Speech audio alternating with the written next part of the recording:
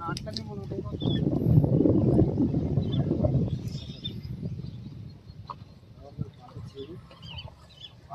పాతగా మీకు పాత కథ కంటిన్యూ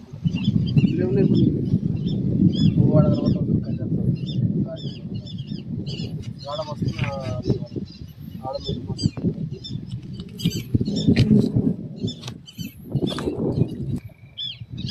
అక్కడ మనం అటు ఏ అదే అది మా స్కూల్ అది వేరే కదా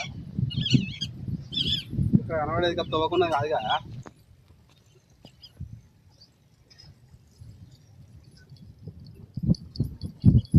పెద్ద కొండ చిల్లు వచ్చినారు పెద్ద కొండ చిల్లు వచ్చినాడు మన మామూలు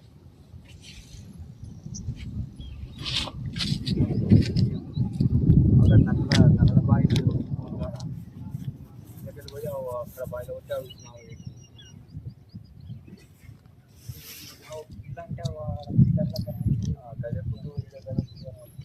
లైట్ తెచ్చుకుంటాను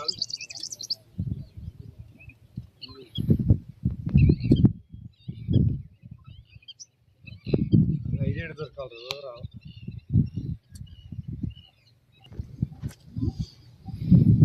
ఏ వైరు లేదు నాగా నేను అప్పుడప్పుడు స్టాక్ పెట్టుకుంటారా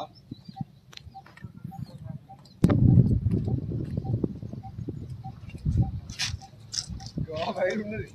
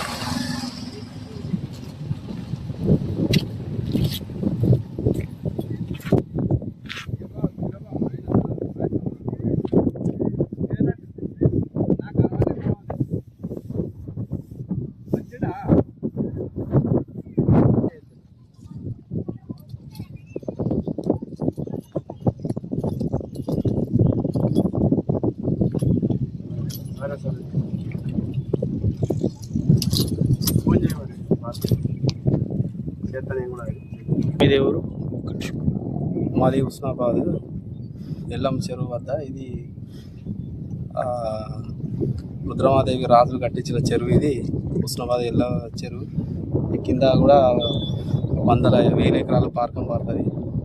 మరియు జీవనోపాధారాన్ని కూడా వేస్తే వాళ్ళు చేపలకు దానికి దీనికి వాటర్కైనా గోదలకైనా ఊర్లకైనా చాలా ఉపయోగపడుతుంది. మరి పోతే హుస్నాబాద్లో తాగునీరు కూడా ఇక్కడి నుంచే ఫిల్టర్ అయ్యి కూడా మాకు కొన్ని సంవత్సరాల ఉంది ఇదే నీరు వాడకం జరుగుతుంది.